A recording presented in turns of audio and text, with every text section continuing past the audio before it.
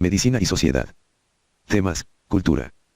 Cultura e ideología, culturas híbridas, la niñez y el hacer política. Bioética.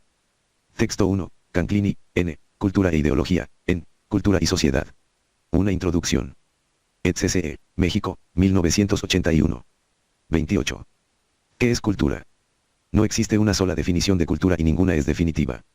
Según Canclini 1981, cultura es la producción de fenómenos que contribuye mediante la representación o reelaboración simbólica de las estructuras materiales, a reproducir o transformar el sistema social.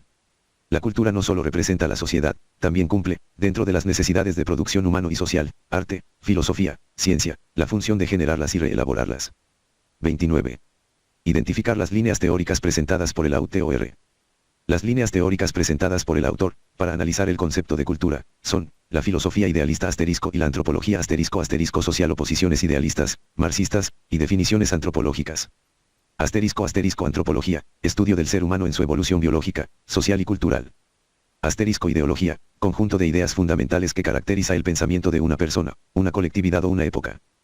Tiende a conservar o a transformar el sistema social, económico, político o cultural existente. Cuenta con dos características principales: se trata de una representación de la sociedad y presenta un programa político. Es decir, reflexiona sobre cómo actúa la sociedad en su conjunto y, en base a eso, elabora un plan de acción para acercarse a lo que considera como la sociedad ideal. 30. Analizar los posicionamientos de cada línea teórica respecto al concepto de cultura. Para el posicionamiento antropológico, el término cultura se refiere a la producción de fenómenos que contribuye mediante la representación o reelaboración simbólica de las estructuras materiales, a reproducir o transformar el sistema social. La cultura no solo representa a la sociedad, también cumple, dentro de las necesidades de producción de sentido, la función de reelaborar las estructuras sociales e imaginar nuevas. Además de representar las relaciones de producción, contribuye a reproducirlas, transformarlas e inventar otras. El idealismo se ha ocupado de la cultura como el conjunto de actos mediante los cuales se constituye, se representa y se piensa la realidad. Destaca el aspecto activo de las prácticas simbólicas, su capacidad de conocer, configurar y reelaborar lo real. Por lo tanto, deja fuera los procesos productivos, materiales, necesarios para inventar algo, conocerlo o representarlo. 31. Relacionar los posicionamientos de cada línea teórica según la relación que se establece entre equipo de salud / comunidad y médico / paciente. El posicionamiento de cada línea teórica presentada puede establecer distintos patrones de relacionamiento entre el equipo de salud / comunidad y médico / paciente. Partiendo del concepto de que la cultura es un fenómeno total y que, por lo tanto, provee una visión de mundo a las personas que la comparten, orientando, de esta forma, sus conocimientos, prácticas y actitudes. La cuestión de la salud y de la enfermedad está contenida en esta visión del mundo y praxis social. Se puede afirmar que somos todos sujetos de la cultura, y la experimentamos de varias formas, inclusive cuando nos enfermamos y buscamos tratamiento. Sin embargo, al actuar como profesionales y investigadores del área de la salud, nos encontramos con sistemas culturales diversos del nuestro, o en el cual fuimos entrenados, sin relativizar nuestro propio conocimiento médico. Langdon, 2010. 3. En la línea teórica antropológica, el equipo de salud y el médico valoriza y busca entender la realidad del paciente / comunidad en su contexto, con respeto y dignidad, buscando atender las necesidades de salud del paciente / comunidad como un derecho universal.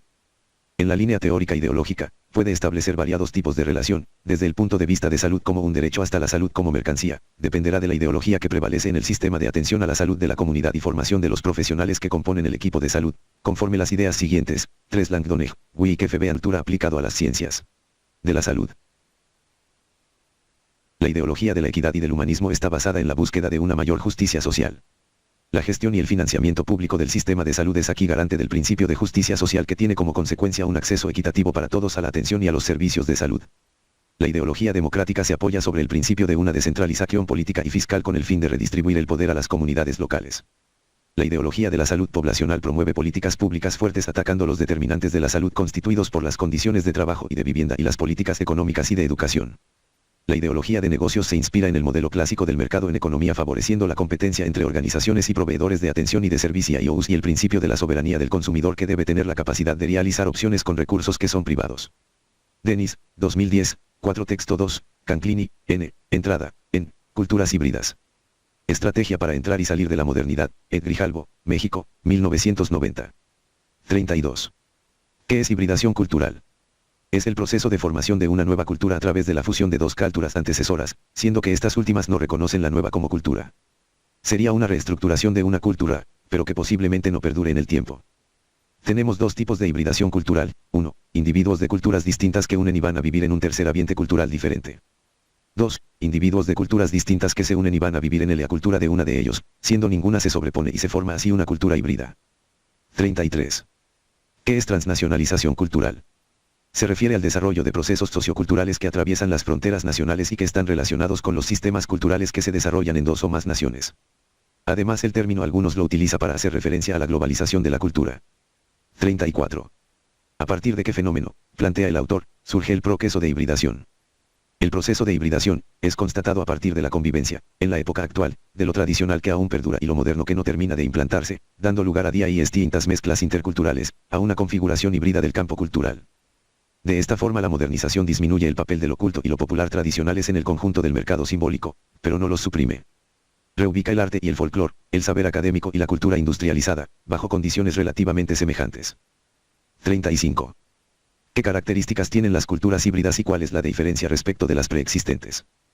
Características de la cultura híbrida: combina distintos elementos, se presenta en la mayoría de las culturas, implica un proceso de adaptación. La diferencia respecto a la preexistente es que la hibridación trata de unir procesos socioeconómicos para generar nuevas estructuras, objetivos y prácticas donde pasa de formas distintas a otras más semejantes, sin dejar a ninguna que sea pura, sino una mezcla de una variedad de acontecimientos. Peor lo tanto, la cultura preexistente no permanece pura y la actual es una mezcla de todo. 36.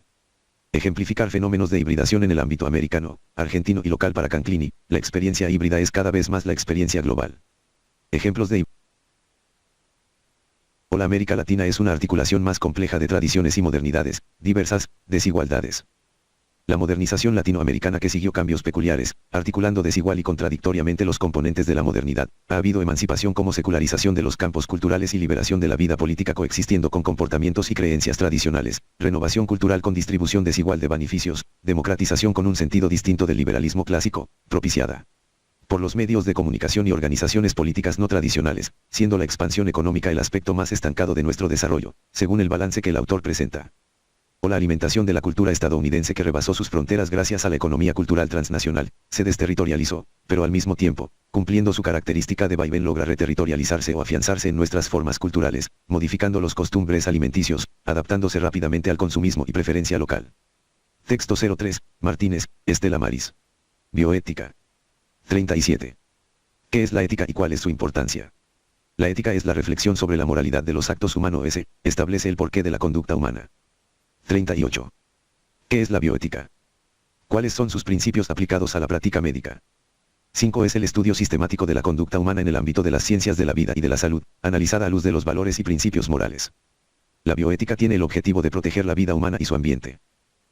Los principios para la resolución y tomada de decisiones mediante situaciones conflictivas de la práctica médica son: o beneficencia, actuar en beneficio del paciente, en su totalidad, biopsicosocial y espiritual, conforme la OMS, o maleficencia es la obligación de prever que los posibles daños o riesgos siempre deben ser menores y proporcionales a los beneficios que se espera obtener, debe estar justificado, o autonomía, el paciente tiene derecho de decidir sobre sí mismo, de acuerdo con su plan de vida.